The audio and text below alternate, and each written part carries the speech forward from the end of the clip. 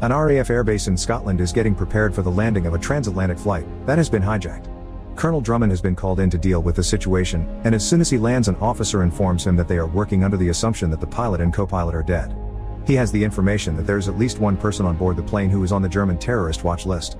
As Drummond walks into the control center, an officer communicates with the plane, explaining how they should land while another officer observes their approach. The plane lands a little rough, then Drummond asks his men for a visual and contacts the plane asking about the situation on board when movement suddenly appears near one of the doors. A parachute drops down from it and the soldiers see a boy climbing down, then is approached by 2 RAF trucks ordered by Drummond to get him out of there. They see a new subject in the cockpit and Drummond radios him, saying that they will open fire if he moves, instructing him to climb into the pilot's seat and slowly raise his hands. The man asks to be let out of the plane so he can explain everything to them, insisting that he's not a terrorist. Later, Drummond sends his translator to talk to the boy, Elias, who's being examined by a doctor. She doesn't learn anything from him because he's in shock. We go back a day earlier in a hotel room and see Elias's mother, Nadia, in the bathroom getting ready for the flight. Later, she talks to her doctor in New York, where she and Elias will be traveling for the treatment of her mysterious illness. Elias calls Nadia to tell her that he checked their luggage, and later she arrives at the airport at night, greets her son, then they pass through airport security and proceed to the waiting room where she leaves Elias and goes to the bathroom before their flight. Nadia opens her medicine bag and preps a syringe with her medicine, then drinks from a bottle, instantly feeling the effects of the drink, then she injects herself with the syringe. Farid is on the phone in the waiting room when Elias begins talking to him. They have a fun chat, and then Farid asks him where his mother is. Nadia soon arrives and later they can be seen going inside the plane and taking their seats. Meanwhile, the main stewardess enters through the cockpit and asks the pilot and co-pilot Bastian if they'd like some coffee. She goes to the stewardess's station on board to get it and asks 8-Ball to take care of a sexist passenger in first class for her. The plane finally takes off from Germany and is headed to the US. After a few hours, Nadia returns to her seat from the bathroom and she writes something down in her notebook, finding a photo from her and her husband inside. She remembers him fondly in a sequence of events that starts benignly, and ends up with them and their baby being stranded in the middle of nowhere. Her husband leaves to find help and Nadia stays back with the baby. During her current flight, she notices a commotion in the front end of the plane. 8-Ball is trying to reason with an unruly passenger when one of the air marshals subdues him and the second air marshal joins them up front. As the air marshals talk to the passenger, 8-Ball takes out a knife and kills the second marshal, while the passenger overtakes the first one. 8-Ball asks where the third air marshal is and when he learns the information, he sends one of his men to take care of her. Curtis kills the marshal, takes her gun, and gives it to Berg, and when he gets back to 8-Ball, the maniac kills the remaining air marshal violently to the disgust of Carl. Nadia senses something is happening. Suddenly, 8-Ball walks back to the passengers and tells them to remain seated while he flings a gun at them. His conspirators join him and make everybody go into the back of the plane. Berg goes to the cockpit and knocks on the door when Bastian opens it for him and tells him that he killed the pilot. They open the hatch and throw him down into the other level of the plane, then Berg makes an announcement to the passengers that they have taken over and orders the passengers to put their hands on the seat in front of them. The bearded guy Yuri finds the black box and reprograms it, then tells Berg about it in the cockpit. The co-pilot turns the plane. Elias gets scared for his mom even though she tells him not to worry, but he checks the plane schematics and tells her where she can hide from the sunlight.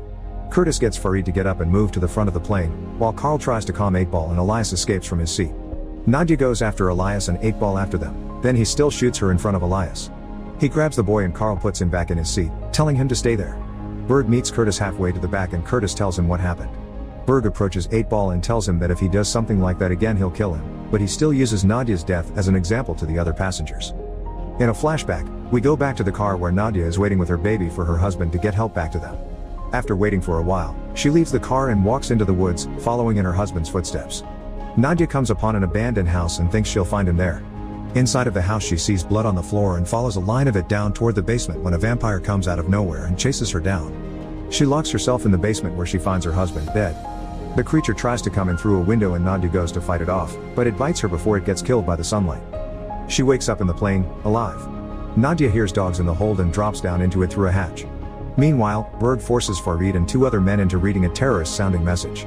Back in the hold, Nadia hides under a car as Curtis and Yuri come down looking for tools to build a bomb. Yuri sets it up as Nadia gets to one of the dogs and feasts on it. The dog makes enough noises to piss off Yuri and make him come back to find Nadia hiding behind a car, who then attacks him and kills him.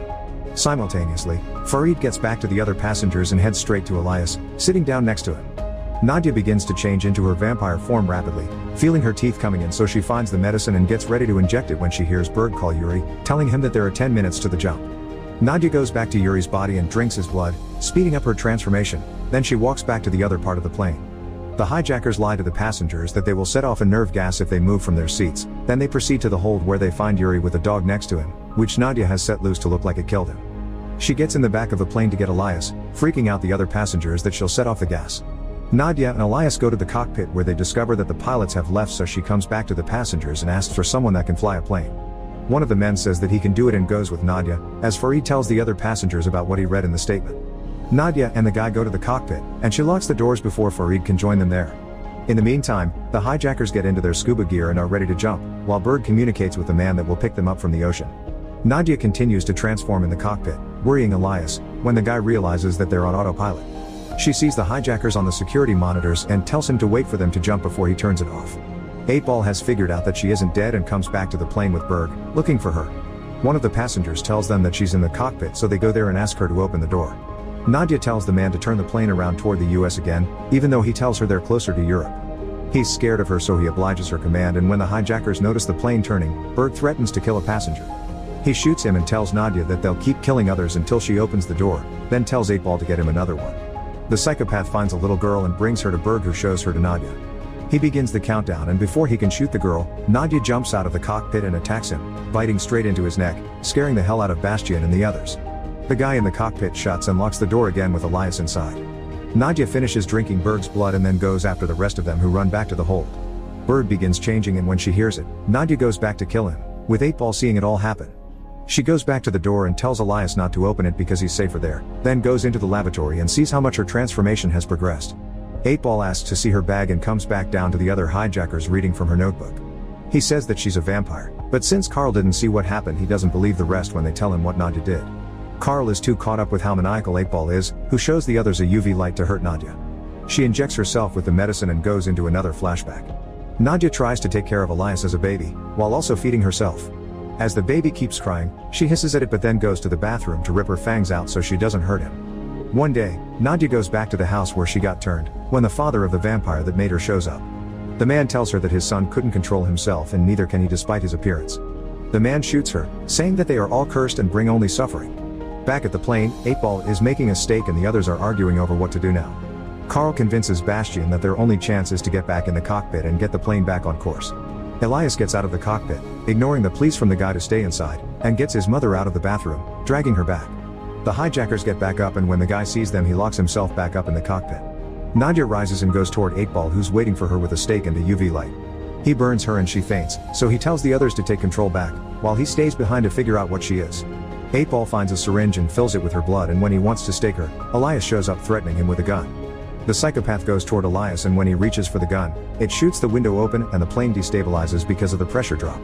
Bastian tells the others that they have oxygen for only 10 more minutes and they have to get the plane lower. Nadia gets Elias to an oxygen mask, takes the gun, and shoots 8-Ball, who runs away. Simultaneously, the guy in the cockpit passes out because he can't hold the door and get to a mask at the same time, which allows the hijackers to get back inside. Nadia brings Elias to the other part of the plane and gives him over to Farid as the plane suddenly loses altitude.